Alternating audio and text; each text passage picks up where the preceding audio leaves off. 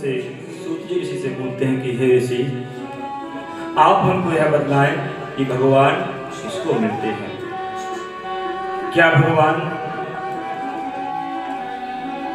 किस प्रकार भगवान भक्तों पर रिश्ते हैं और भगवान को प्राप्त करने के लिए क्या क्या करना पड़ता है? तब महाराज सूत जी कहते हैं, ऋषियों, जिसकी भगवान के प्रति अगाध श्रद्धा हो जाए, निष्ठा हो जाए, ही भगवान का भक्त या भागवत कहते हैं। जिसमें भगवान का शब्द लग जाए उसी को ही भागवत कहते हैं। कहते हैं कि जैसे कि भगवान का मंदिर है या भगवान का भक्त है या भगवान का प्रसाद है, जो वस्तु और या भगवान के प्रति समर्पण हो जाए वह भगवत स्वरूप ही हो जाती है। कहते हैं कि व्याधस्य चरणं ध्रुवस्य वयो विद्या वयन्द्रका का जातिर्विदुरस्य यादवपतये रुद्रस्य किं पौरुषं कुब्जाया किं तत्र रूपमधिकं तत्सुधाम्नोधनं भक्त्या तुष्यति विलया परिमया भक्ति प्रियो माधवा। कहते हैं कि भगवान अपने भक्तों के, यदि किसी के मन में शंका हो कि भगवान 10 बार नहाने वाले को मिलते हैं, कि सुबह शाम दोपहर नित्यपति गंगा यमुना जी डुबकी लगाते रहो, नहाने वाले को यदि भगवान मिलते तो महाराज भगवान श्री राम निषाद लाल गुहि से कैसे मिलेंगे, जो कई महीनों तक स्नान नहीं करते थे। और कहते हैं भगवान किसी विद्या पर रिश्ते होंगे तो महाराज गजेंद्र कौन से विश्वविद्यालय से डिग्री लेकर के आया था? बोले नहीं महाराज, शायद भगवान आयु से प्राप्त होते होंगे। तो कहते हैं महाराज ध्रुव जी महाराज की कौन सी आयु थी जो भगवान उनको मिल गई? फिर किसी ने वहां पर तर्क कर दिया, बोले महाराज भगवान तो सुंदरता पर रिश्ते होंगे। तो बोले महाराज कुब्जाया किं रूपत्रमधिकं, कुब्जा का कौन सा स्वरूप था लेकिन भगवान उनके ऊपर भी गिर गए? तो बोले महाराज भगवान फिर जाति पर रिश्ते होंगे? बोले नहीं, का जातिर्विदुरस्य यादवपतये, केले के छिलके खा ले। तब महाराज परीक्षित जी महाराज कहते हैं, बोले महाराज गुरुदेव आप हमको यह बतलाएं कि किस तरह हमारे कन्हैया ने विदुर जी के यहाँ पर केले के छिलके खाए, आप हमको यह प्रसंग सुनाए। तब महाराज श्री सुखदेव जी महाराज कहते हैं कि हे परीक्षित, जिस समय पांचों पांडवों के ऊपर धृतराष्ट्र के सभी पुत्र अत्याचार कर रहे थे, कहते हैं कि यदा तु राजा श्वसुतान् साधून् पुष्टन्न धर्मेण विनष्टदृष्टिः भ्रातुर्वसिष्ठस्य सुतान् विबन्धून् प्रवेशयाच्छा भगनेदः। बोले जब धृतराष्ट्र के पुत्र पांचों पांडवों को मारने के लिए अनेक प्रयत्न करते, कभी लाक्षा ग्रह में जलाने का षड्यंत्र करते, कभी पांडवों को नदी में डाल देते, इत्यादि षड्यंत्र करने के पश्चात विदुर जी महाराज ने कहा धृतराष्ट्र के पास जाकर के, बोले हे महाराज जी, आप जानते हैं कि आपके पुत्र पांडवों के ऊपर कितना अत्याचार कर रहे हैं और आप कुछ नहीं बोलते हैं। हम एक मंत्री होने के नाते नहीं, एक भाई होने के नाते नहीं, हम एक सैनिक होने के नाते, एक नागरिक होने के नाते आपसे विनती करते हैं कि जो आपके पुत्र पांडवों के ऊपर घोर अन्याय कर रहे हैं, आप अन्याय को रोको। क्योंकि अन्याय की बेल कभी हरी भरी नहीं होती है। कहते हैं कि यदि एक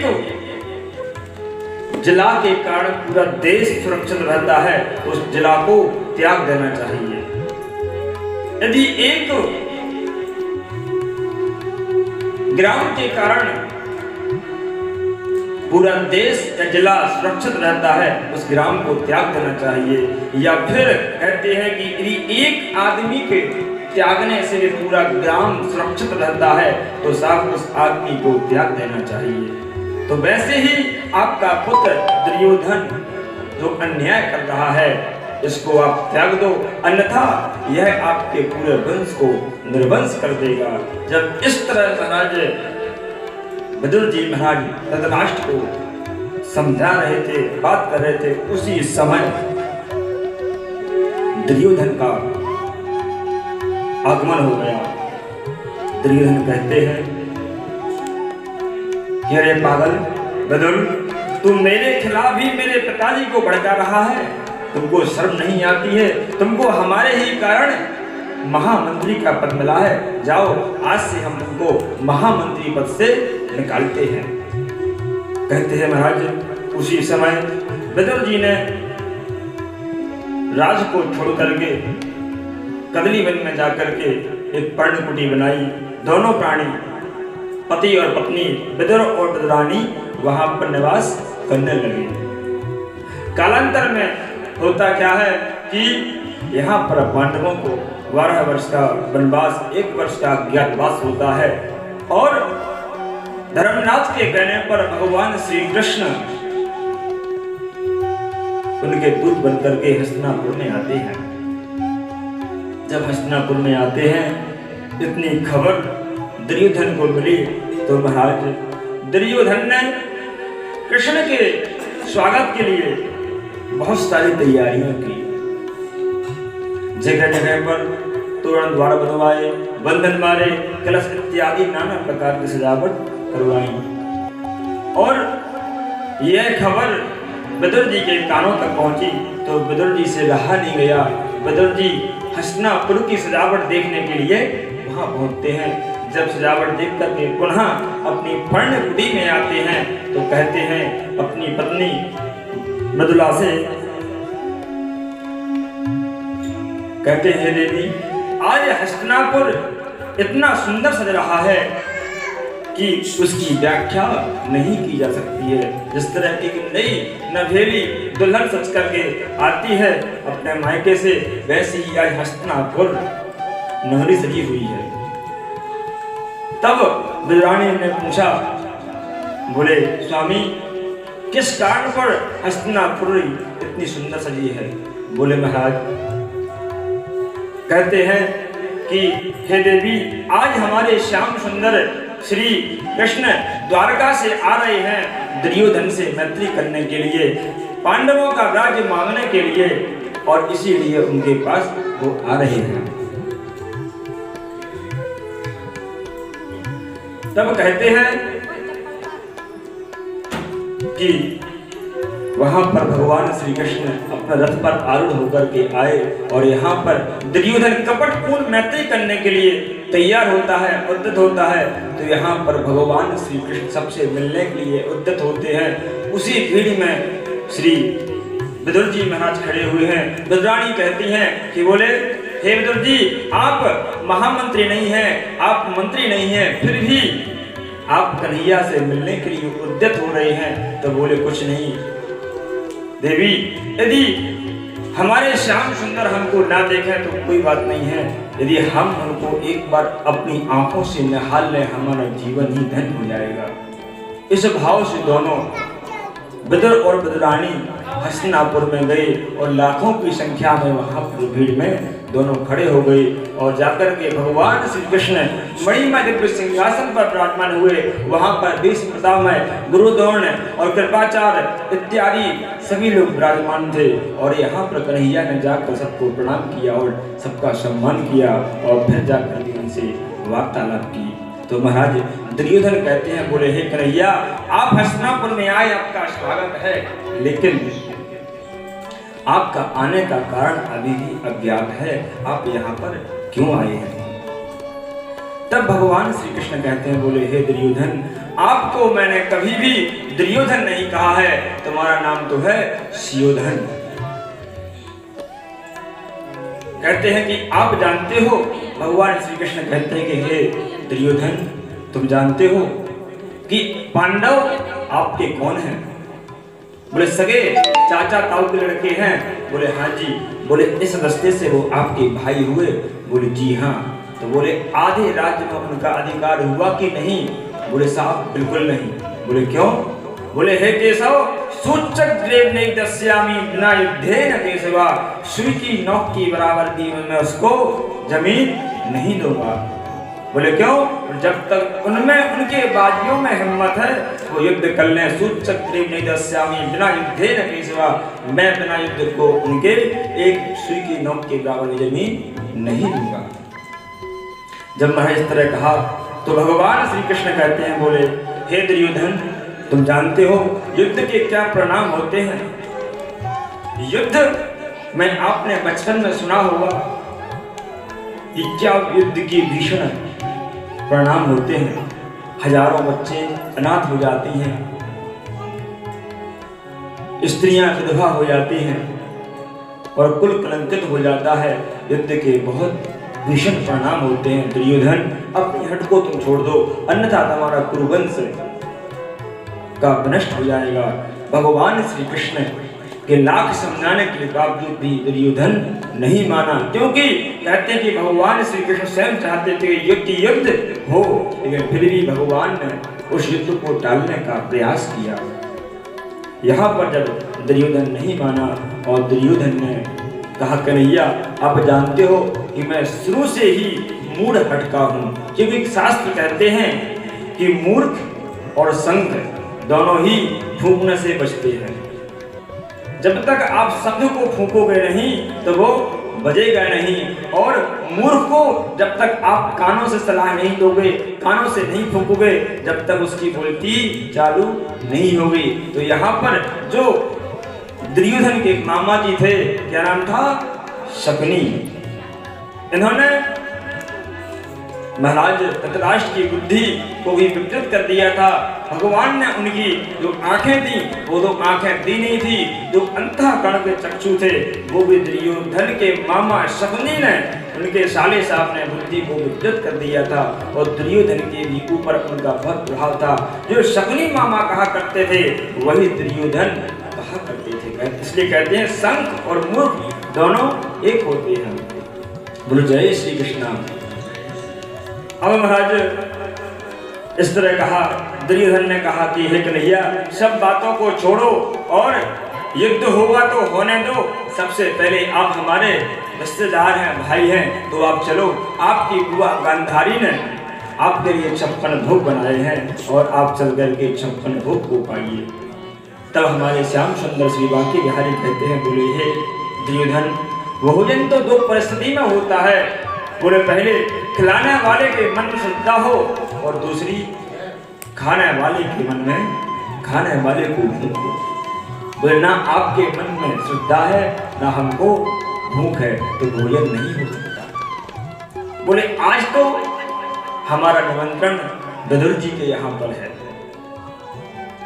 यहाँ पर दुर्योधन कहते हैं कि बोले वाह कन्हैया, तुम आए तो हमारे पास नहीं और नाम देते हो उस दासी पुत्र का, जिसके पास स्वयं खाने के लिए कुछ नहीं है, वो आपको क्या खिलाएगा?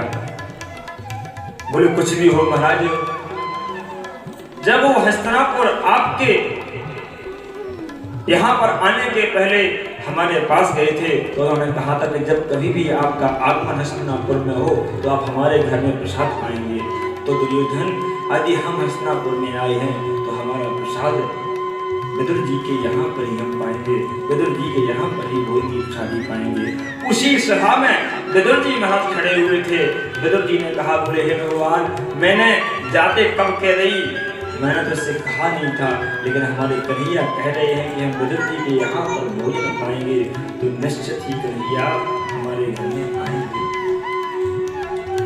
जब इस तरह कहा तो विदुर जी उसी समय सभा को छोड़ करके बाजार में आए और सुंदर सुंदर पकवान लेना उन्होंने चालू कर दिए। कहीं मेवा, कहीं मिश्री, कहीं मक्खन और कहीं नाना प्रकार के पकवान लेकर के, माखन मिश्री लेकर के लेने के लिए कबूली चलो हम पर्णकुटी में पहुंचते हैं। यहाँ कहते हैं कि जिस तरह एक भक्त भगवान के मंदिर में नंगे पैर जाता है, तो बोले वैसे ही भगवान अपने भक्त से मिलने के लिए नंगे पैर जाते हैं। तो भगवान श्री कृष्ण ने अपनी बालिकाओं को छोड़ दिया और विदुर जी के यहाँ पर, जहाँ विदुर जी की पर्णकुटी थी, उस पर्णकुटी में पहुंचते हैं।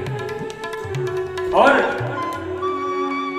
कहते हैं कि भगवान श्री कृष्ण जब विदुर जी के पर्णकुटी में पहुंचे तो वहां पर उनके दरवाजे बंद थे। जो उनकी बलरानी थी, धर्म पत्नी थी मधुरा देवी, वो उस समय स्नान कर रही थी और वहां पर गेट बंद थे। भगवान ने जाकर के दरवाजा बजाया, काकी गेट खोलो, काकी गेट खोलो। तो महाराज कहते हैं कि काकी को शुद्ध बुद्ध पूरी भूल गई और उन्होंने स्नान करना भी छोड़ दिया। और कहते हैं कि तन पर एक वस्त्र था और जाकर के कन्हैया की आवाज सुनकर इतने भाव विभोर हो गई कि उन्होंने जाकर के दरवाजे खोल लिए। जब हमारे श्याम सुंदर ने देखा कि काकी हमारे आने की खुशी में सब कुछ भूल गई हैं, निर्वस्त्र चली आई, तो भगवान ने अपना जो पीताम्बर था, जो उनके पास पटका था, उन्होंने वो काकी को दे दिया। वो कहते हैं कि आओ कन्हैया आप अंदर बैठो। कन्हैया को बैठने के लिए आसन दिया। तो कहते हैं कि उनके पास एक पटा था, उस पटा पर बोले कन्हैया यहाँ नहीं, यहाँ बैठो, यहाँ स्थान बढ़िया है। बोले नहीं लाला, ये स्थान अच्छा नहीं, यहाँ बैठो। मन में इतनी खुशी थी कि कन्हैया को हम कहाँ बैठाएं, क्योंकि आज भगवान का आगमन पहली बार हुआ था। और जैसे ही पटा बिछाया तो पटा भी उल्टा लगा दिया, उल्टा बिछा दिया वहाँ पर, और भगवान श्री कृष्ण को उल्टे पटे की पर विराजमान कर दिया। और भगवान वहां पर बैठते ही अपने पेट पर हाथ फेर के बोले काकी मुझको बहुत जोर से भूख लगी है, कछु खावे के टाइम है तो मुझको दे दो। जा कारण से बलरानी कहती है, बोले हे कन्हैया तुम्हारे काका अभी बाजार से आते होंगे, कुछ समय रुको, तब आप मेवा पकवान इत्यादि आप पा लेना। वो नहीं काकी जब तक बहुत देर हो जाएगी आपके पास जो भी हो आप हमको खाने के लिए दे दो। तब भगवान श्री कृष्ण के कहने पर बलरानी अपने बगीचे में गई और जाकर के कदली के फल, जिसे कहते हैं केले के फल, वो तोड़ करके लाई। बोले कन्हैया हम तुम्हारे लिए छील के रखते हैं। और उसी समय बलरानी भाव में इतनी भावुक थी कि महाराज केले के छिलके छील रही हैं और गूदे को फेंक रही हैं और छिलका भगवान श्री कृष्ण को देती जा रही है। ऐसे भगवान श्री कृष्ण भाव में भावुक होकर के केले के छिलकों का ही पान करते जा रही हैं। और 15, 50, 20 केले जब भगवान ने केले खाए, कहते हैं कि भगवान प्रेम के वशीभूत विदुर जी के यहाँ पर, विदुरानी के यहाँ पर केले के छिलके पा रहे हैं और दुर्योधन का उन्होंने मेवा का त्याग दिया। जय श्री कृष्ण। श्री आज हरि आए, आज हरि आए विदुर घर पाहुना, आज हरि आए विदुर घर पाहुना, आज हरि आए विदुर घर पाहुना, आज हरि आए विदुर घर पाहुना, आज हरि आए विदुर घर पाहुना, आज हरि आए विदुर नहीं घर श्री विदुरानी, विदुर नहीं घर श्री विदुरानी, आवत देखे शारद पानी, आवत देखे शारद पानी, फूली अंग समात न जिंदा, प्रभु को कहा मौला, आज हरि आए विदुर घर पाहुना, आज हरि आए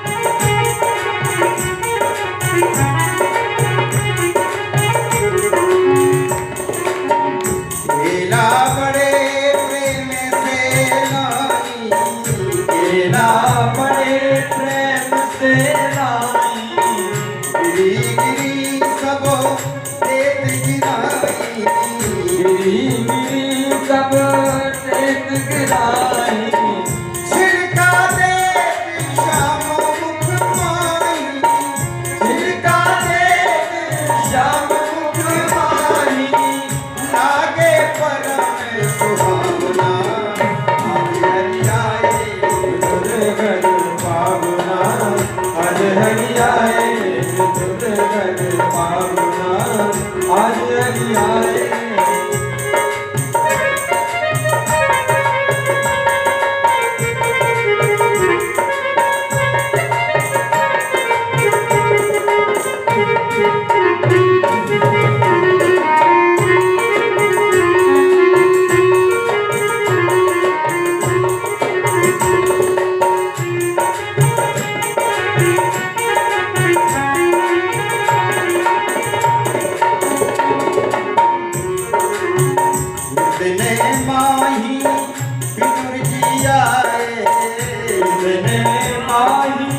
विदुर जी आए खोटे खाओटे खोटे खोटे वचन सुनाए खोटे खोटे वचन सुनाए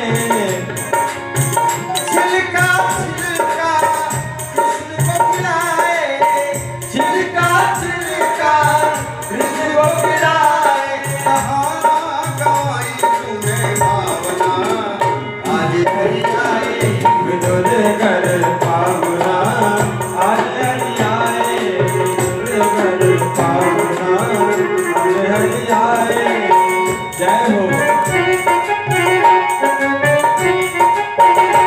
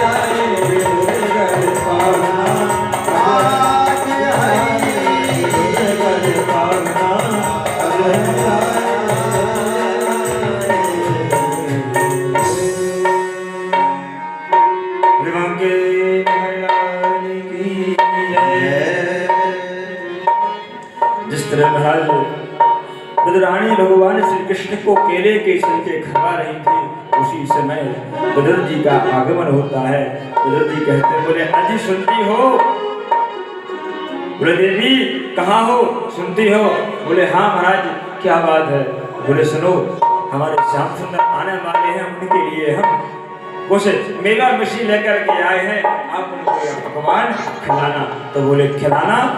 बोले आने वाले हैं? आने वाले नहीं महाराज, वो आकर के अंदर विराजमान है। चल के अब देखिए। जैसे ही विदुर जी ने देखा कि हमारे श्याम सुंदर एक कोने में विराजमान है और पटा भी उल्टा है, और क्या कर रहे हैं? केले के छिलके। विदुर जी का हृदय दीन हो गया। बोले अरे उल्टा तूने क्या कर दिया?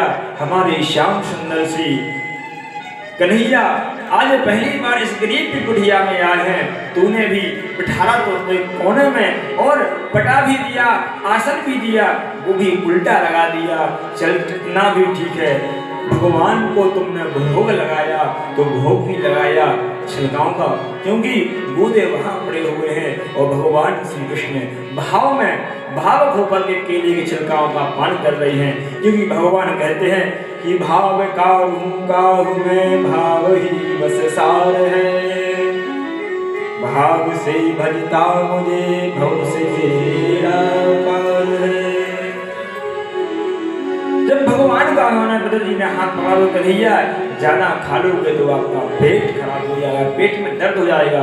तो महाराज यहाँ पर भगवान ने कहा बोले काका हमको तो इतना ही याद नहीं है कि काकी के प्रेम में मैं कितने छिलके खा गया हूँ, ये छिलके खा रहा हूँ, ये केले खा रहा हूँ। बोले कन्हैया ये मत खाओ, हम तुम्हारे लिए माखन मिश्री लाए हैं, पकवान लेकर के आए हैं। तो भगवान ने एक पेड़ा ही अपने मुख में लिया। बोले काका मैं तुमसे एक बात कहूँ? बोले हाँ कन्हैया कहो। बोले चाची के तो काकी के हाथों में केले के छिलके में स्वाद था, वो आपके मिष्टान में स्वाद नहीं है। बोले यही प्रसंग श्री सूत जी महाराज शौनकादि ऋषियों को सुना रहे हैं। बोले यही कथा श्री सुखदेव जी महाराज परीक्षित जी को श्रवण करा रहे हैं। बोले कि हे सुखदेव एक समय जब उद्धव जी ने भगवान श्री कृष्ण से पूछा, बोले हे कन्हैया श्याम सुंदर आपके इस धराधाम पर अनेक अवतार हुए हैं, आपके 23 अवतार हुए हैं और 24वां अवतार होना अभी बाकी है।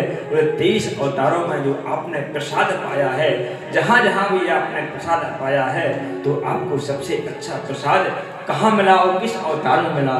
भगवान श्री कृष्ण के नेत्र नम हो गए, कहते हैं कि आंसू निकलने लगे और बोले हे उद्धव जी हमारे 2 अवतारों में ही हमको सबसे अच्छा और स्वादिष्ट प्रसाद मिला है, जहाँ पर हमको तृप्ति हुई है। बोले पहले रामावतार में जब सीता की खोज करने जा रहे थे तो वहाँ माता सबरी ने हमको बेर खिलाए थे, वो बेर भी बहुत भाव के थे तो हमने उन बेरों का पान किया था।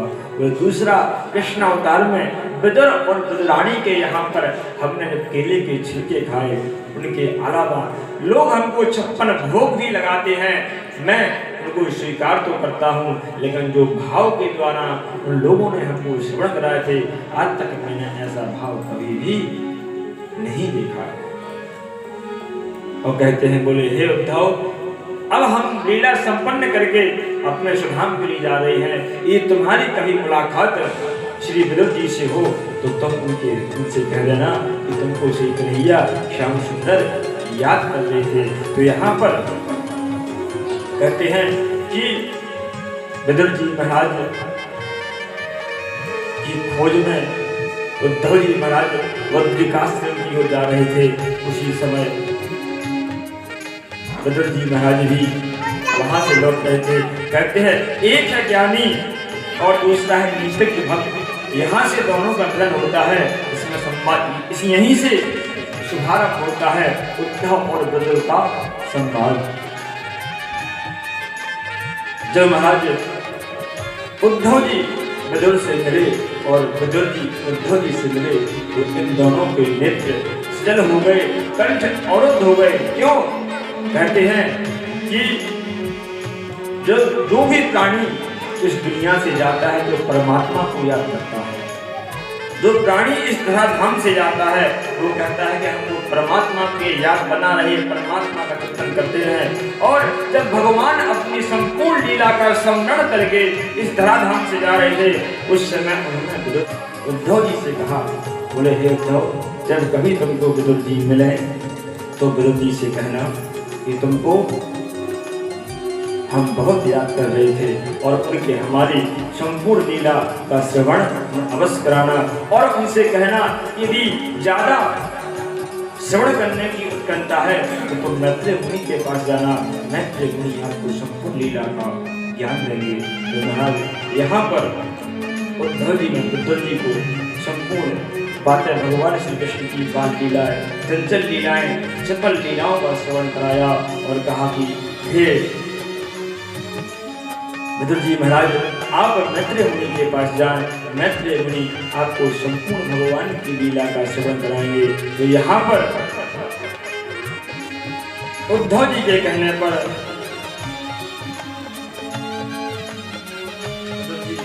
गदर जी महाराज मैत्रेय मुनि के पास आते हैं और यहाँ पर कहते हैं कि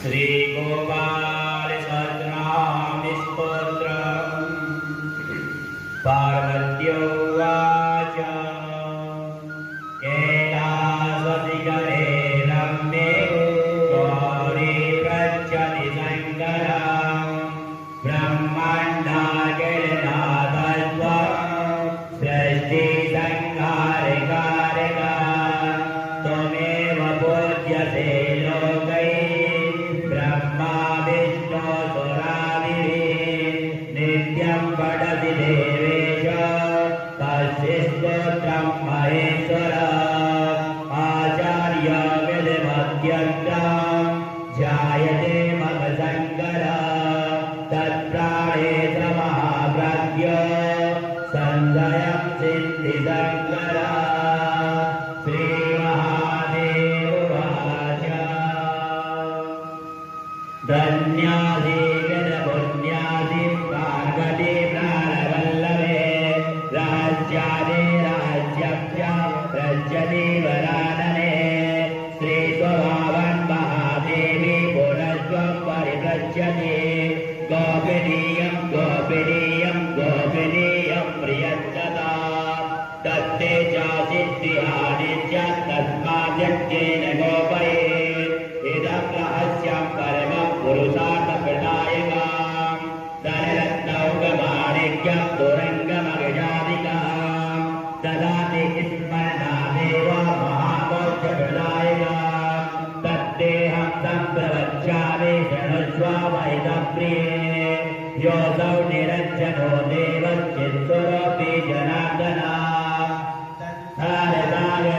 सारसागरोद्धारकारिणाय सदाननां श्रीरङ्गादिकरूपेण त्रैलोक्यं व्यापतिष्ठति ततो लोका महामूढा विष्णो भक्तिविवर्जिताः निश्चयं नाधिगच्छन्तुर्पुनर्नारायणो हरिः निरञ्जनो निराकारो भक्तानां प्रीतिदा पावनः वृन्दावनविहाराय गोपालं गोपमुद्वहान् मुरलीवादिनाथारि घ्राणायै प्रीतिमावहान् हंसं दिव्या समुन्मील्य पूर्णरूपकलायुधा श्रीकृष्णचन्द्रो भगवान् नन्दगोपवरोद्यतः धरणी लोकणी माता यशोदानन्ददायिनी त्वाभ्यां प्रियाचितो नाथो देवत्यं वासुदेवता ब्रह्मणां व्यथितो देवो देवैरपि सुरेश्वरे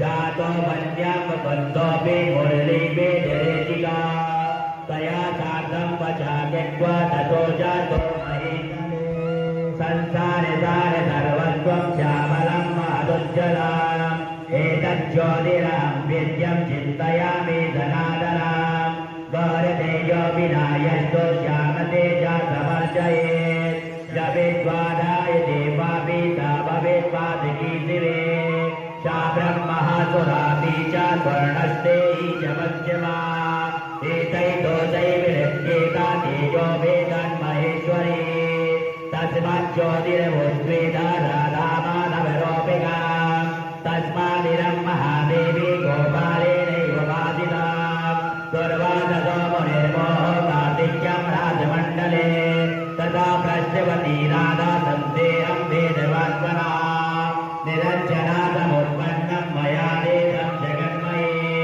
श्रीकृष्णेन तथा प्रोक्तं राधायै ततो नारदा तर्कं गिरिजावैष्णवस्तथा कलौ जानन्ति देवेशे गोपिनीयं प्रियस्तथा सठाय गगनाय तदम्बिकाय सुरेश्वरी ब्रह्मास्यामाप्नोति तस्मादित्येन गोपयेत्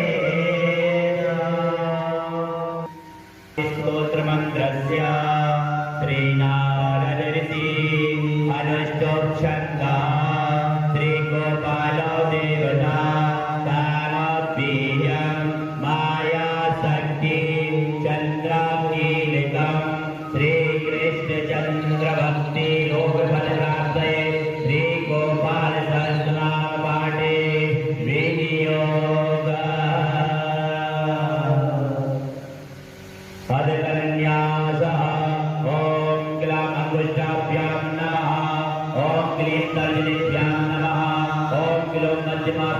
नमः ओम क्लीं अनामिकाभ्यां नमः ओम क्लौं गणेशिकाभ्यां नमः ओम क्लां कलकलकलशिखाभ्यां नमः अध्यन्यासः ओम क्लां गण्याय नमः ओम क्लीं शिरसे स्वाहा ओम क्लीं शिखायै वदडो ओम क्लीं कवचाय ओम क्लीं नेत्राय वोगडो ओम क्लीं अस्त्राय वडो कस्तूरी तिलकं ललाटपटले वक्षस्थले कौस्तुभम् नासाग्रे परिमुक्तिकं करतले मेरुकरे करिङ्गिणं शरेवाङ्गे हरिचन्दनं सुललितं कण्ठे जमोत्सवरे गोपास्ते परिवेष्टितो विजयते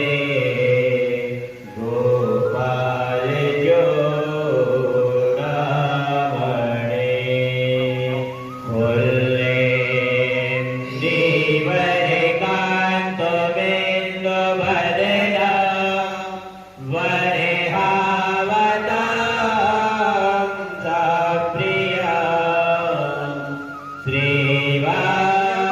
श्रीवासाङ्गे मुदारिको कुवेदरं पीताम्बरं सुन्दरं गोपीनां नयनोत्पलं चित्तनं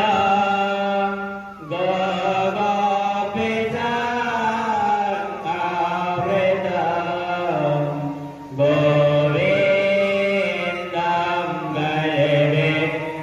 गलविष्णुवादने परं दिव्याङ्गे वो संभजे ओम क्लीं देवकामदेवकामवीर्यशिरोमणे श्रीगोपालमहीपाल सर्ववेदान्तपारगा धरणीपालगोधन्य पुण्डरीका सनातना गोपति गोपति साचा बृहर्ता विश्वतोमुखा आदिकर्ता महाकर्ता महाकाला प्रतापवान् जगज्जीवो जगद्दाता जगद्भर्ता जगद्वसो मत्सो भीमको भर्ता हर्ता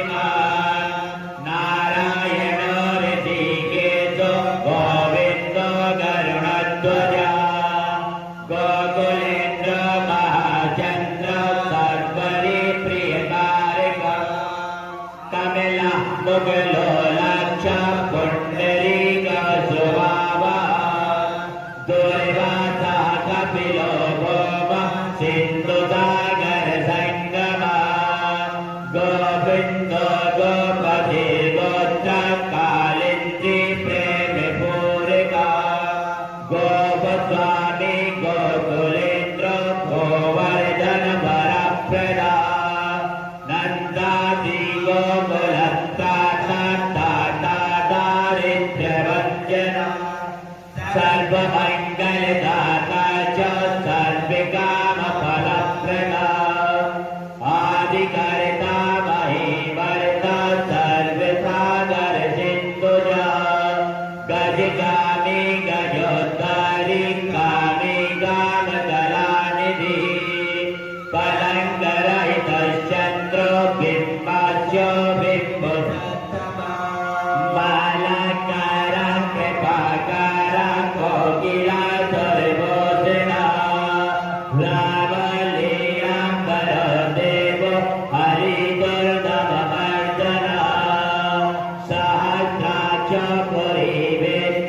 महामारी विनाशना शिवा शिव तमोपेत बलराति प्रबोधिका कुमारी वरदाई च वरेण्य मीनचेतना नरो नारायणो धीरो राधापतिरुदारधी श्रीपति श्रीनिधि श्रीमन्मापति प्रतिराज वृन्दापति कुलगामि गामि ब्रह्म सनातनम् देवती रमणो रामश्चञ्चलचारुलोचना रामाय शरीरोऽयं रामो राम श्रियापति सर्वदा सर्वरि सर्व सर्वत्र सवदायका राधा राधयिता राधि राधा चित्र प्रमोदका राधारति सुभोपेतो राधा मोहन तत्परा राधापति करो राधा हृदयंगज तत्परा राधा लिंगन सम्मोह राधा नर्तन कौतुका राधा संजात संप्रीतो राधा काम फलप्रदा वृंदापति कोकिनिधि कोकिशोक विनाशिका चंद्रापति चंद्रपति चंद्र गोदंड राम दादरथी राम भृगुवंश समुद्भवा आत्मरामो जितज्ञो मोहन्नभञ्जना व्रजभानो भवो भाव कश्यपि करुणानिधि कोलाहलो हरिहारि हरिहरधर प्रिया राधा मुखार्जि मार्तण्ड भास्करो रविजो विजो विधिर्विधाता वरुणो वारुणो वारुणि प्रिया रोहिणी हृदयानन्द वासुदेवात्मजो वरी नीलाम्बरधरो योगरासन्दवदोवरा नागो नवाम्बो बिरुदो वीरवरदो बली गोपदो विजयी विद्वांसि विदिष्टा सनातना परशुरामवचोग्राहि वरग्राहि त्रिकाला गणगोतोपदेष्टा च रथग्राहि सुदर्शना वीरपत्नीय सत्रात जराव्याधि विघातिका द्वारिकावास तद्वद्गो हुतासन वरप्रदा यज्ञावेग संहारि नीलाम्बरधरा प्रभो दिवोत्तरासनो धन्वी गणेशो गणनायका लक्ष्मणो लक्षणो लक्ष्यो लक्ष्यो वंशविनाशः वामिनो वामिनी गोतो वामिनो वामिनारुहा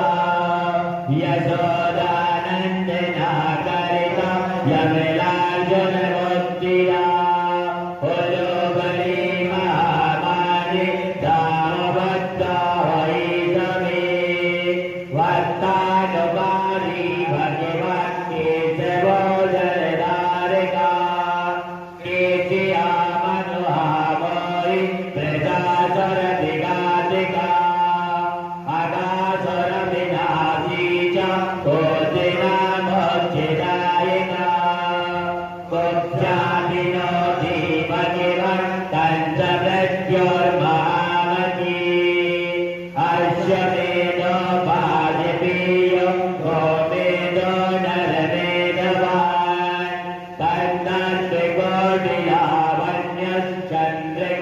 तन्नद्विकोटिलावण्यश्चन्द्रकोटिसुचित्रा रविकोटि प्रतीकाशो वायुकोटि महाबला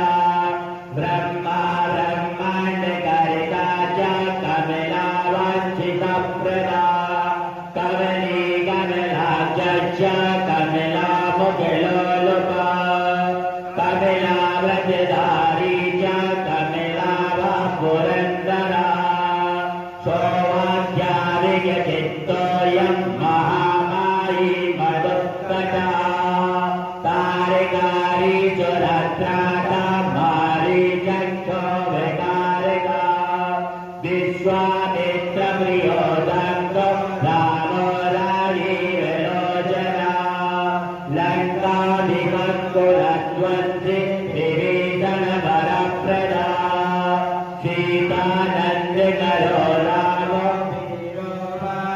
वन्दना हरिदोषण संहारी साकेतपुरवासिना चन्द्रामणि पथि गोलकेशि कंसवदोमरा माधवो मधुहा माध्वी माधवी गो माधवो मधु गुञ्जानवी गाहमानो धेनुकारी धरात्मया पंचीवट विहारी च गोवर्धन वरप्रदा तथा तालवनोद्वेजी भाण्डीरो वनसङ्गः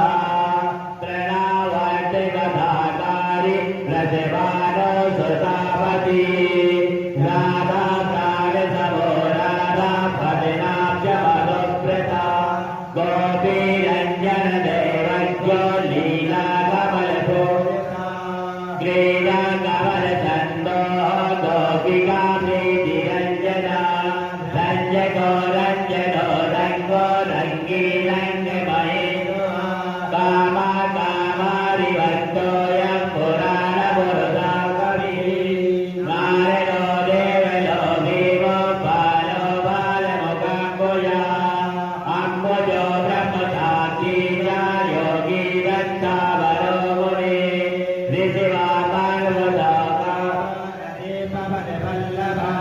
वन्द्ना वासुराजेशो ब्रह्मारद्रो हिवोजिना गणानान्द्राणि गणराजा गणेशो ग्रहिणो ग्रही गणात्रयो गणाध्यक्ष गौरी गणजगत्त्रया यादवेन्द्रो द्वारिकेन्द्रो मथुरा वल्लभोदुरे भ्रमरा गोन्दले गोत्रे स्वररक्षी महामगे यवना वरदाता च काश्यपस्य वरप्रदा शङ्खचूडवदोत्तम गोपीरञ्जनतत्परा पाञ्चजन्यकरो राम विराम वनयोजया फाल्गुना फाल्गुरसको विराजवनकारका रुक्मणी प्राणनाथस्य सत्यभामा प्रियङ्करा कल्पवृक्षो महावृक्षो तानवृक्षो महाबल अङ्गदो रोचरो वामो भामिको भामिको हरिः करुणा शाश्वतो वीरो यशुवन्ति शिवात्मकः प्रद्युम्नो वरकर्ता च प्रहरिता नित्यः प्रभो महाधनो महावीरो वनमाला विभूषिणः तुलसीराम सौभाग्यो जालन्धर विनाशिनः शूराशौर्यो मदन्नश्च वत्सरो गणेशवो वह्निश्च पार्वो वरवाननः दैत्यदर्पविनाशी च गरुणाग्रजा गोपीनाथो महानाथो वृन्दानाथो वरोविगा प्रपञ्चेवस्य रूपस्य लताकर्मस्य रूपति गङ्गाचाय विनारोपो गोदावरी तथा कावेरी नर्मदा तापी गण्डकी सरयोस्तथा राजदत्ता मदा सत्त्वी सर्वङ्गी सर्वलोचना सुधामयो व्रतमयो योगिनी वल्लभा शिवा वृद्धो बुद्धिमताभ्यश्च विश्वजिष्णो सदेवती वन्दी वज्रलो लोको विलोको विनाशिना नवरामो नवो रामो बालो बालबला शिवो रुद्राननोदयो नाङ्गुलीनाङ्गलाश्रिया पारिणा भवरो हंसो हंसारो नो जगत्पति मोहिनी मोहिनो माया महामायी महामकी व्रतो वृथाकवीकाला कारेण वनकारिका कुक्षावाक्यप्रदो वीरो रजक्षयकारिका कोमलो वारुणो राजा जलजो जलधारिका हारिका सर्वपापन्ना परमेष्ठी पितामहा खड्गधारी विभा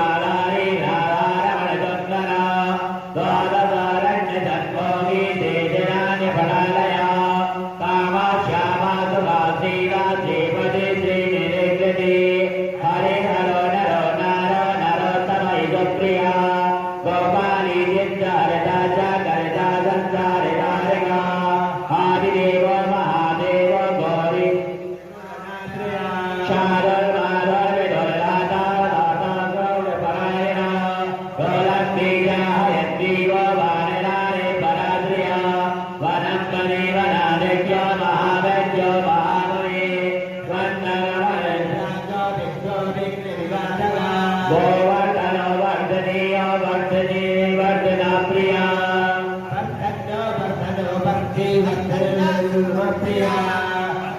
वृद्धो वृद्धो वृन्दारकजन प्रिया गोपालरमणी वरदा साम्यवच्च विनाशना भगवणी हरिणा प्रेमा देवी चन्द्रावलीवती श्रीकरदा विश्ववरदा जानरो नारायणो वली करो भगवती चैव दत्तात्रेयो महामुनि व्यासो नारायणो नित्यो भव्यो वामुकदारिका श्वासेयतं शिवं भद्रं भावुकं कविकं शुभम् शुभात्मका शुभादाता प्रदाता वेगनादः ब्रह्मण्यदेवो दीनानामुद्धाराकरणक्षमा कृष्णाकमलपात्रश्च कृष्णाकमललोचना कृष्णाकामेश्वरा कृष्णा समस्तप्रियकारिका नन्दो नन्दी महानन्दी माधवाननकाकिनी मिलिहिलिगिरि गौरी गौरो मोलालयो मुनि बब्बरी मारि गीतानि वदामि पलकाग्री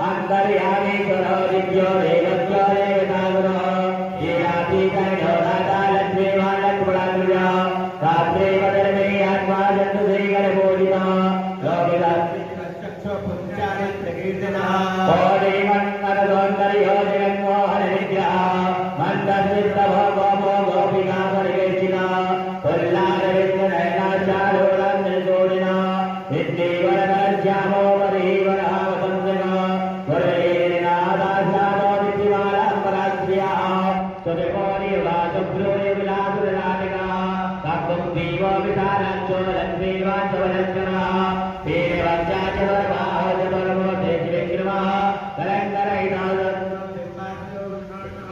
किरीटवट्टरधरा कटकाङ्गरवन्दिता मुद्रिका मनोपेता गणेशोत्तरविराजिता मञ्जीरञ्जितवरा सर्वाभरणभूषिता विद्यस्तपादेवलो दिव्यमङ्गलविग्रहः गोपिकानेनानन्दा शूडयन्त्रनिवारणः समस्तजगदानन्दः सुन्दरवलोकनन्दनः यमुनातीरसञ्चारी नारायणवैभवः गोपिनारी प्रियोदङ्गो गोपीवत्साभयारिकः कृष्णारिवोदित्रीनामातारिवो मूलिकारणम् षष्ठीसङ्कक्षलोपाय मूढासुरविभञ्जनः नरिकासुरसङ्घारी मुरारिर्निबन्धनः आदिदेय प्रियोजज्ञा भीकरश्चेन्दुशेखरः यदा सन्निकुलत्वञ्चि गन्ध पुण्यश्लोकाकीर्तनेयो यादवेन्द्रो निरङ्गतः रुक्मणेन रणासस्य वामाजापदेत्र्या विद्रविन्दाग्नदी लक्ष्मणा सौभासिनः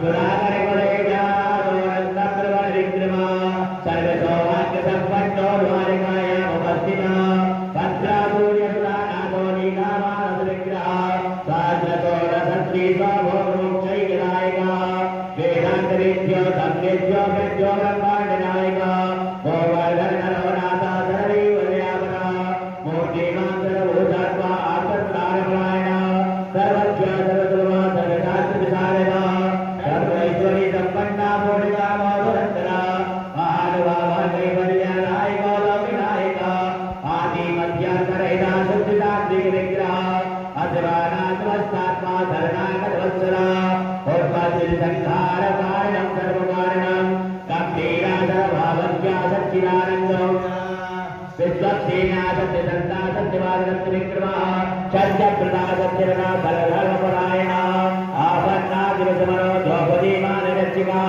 कन्दर्पजनिका प्राज्ञो जगन्नाटकवैभवः भक्तिवश्यो गुणातीता सर्वेश्वरीविनायकः नरघोषः सद्वेषी बाहुरिनन्दनः हेतुभक्तिप्रदो दिव्या गौरवान्मयदासिनः कौन्तेयदिवन्दुश्यामात्रस्य गुणसारथी नारसिंहो महावीरः कन्दजातो महासत्यो देवपूज्यो भयङ्करः उपेन्द्र इन्द्रावरजो भामिनो मणिवन्दनः गजेन्द्रवरदा स्वामी सर्वदेव नमस्कृतः शेषुपर्यङ्कधैनो वेणजीयरतोजैः आप्यादमलैश्वर्य सम्पन्ना पूर्णमानसा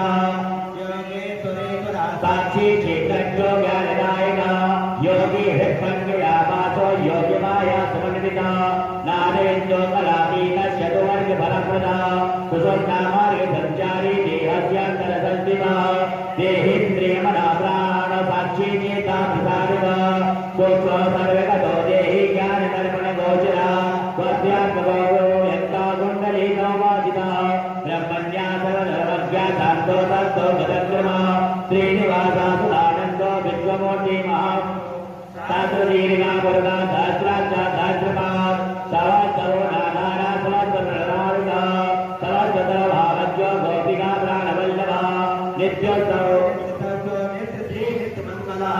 देवाजितो जगन्नाथा श्रीवैकुण्ठपुराधिपः पूर्णानन्दगणे गोतो गोपवेशधरहरि कलावकुसुमश्यामा गोपलाशान्तविग्रहः गोपाङ्गिनामृतोनन्दो वृन्दावनसमाश्रियः वेणुगाधरदात्रेश्च देवानामधिकारिकः वायुक्रीडासवादज्ञो नवनीतशिरस्करः गोपालिकामिनीजाना चोदयानिकामणे परावासा परिपूर्णः अष्टार्धाक्षरो मन्त्रो व्यापिको लौकिकारिणः शक्तिकोटि महामन्त्र शेखरो देवशेखरः विज्ञानज्ञानसन्तानस्तेजोराशि जगत्पति भक्त्यलोकप्रसन्नात्मा भक्तमन्दारविग्रहः भक्तादीनमनापूज्यो भक्त्यलोकदिवङ्करः भक्ताधीशप्रदा सर्वो भक्ता गौरिवन्दनः अपारिकरुणा सिन्धो भगवादिभक्तिवत्सला श्रीकृष्णार्पणमस्तु।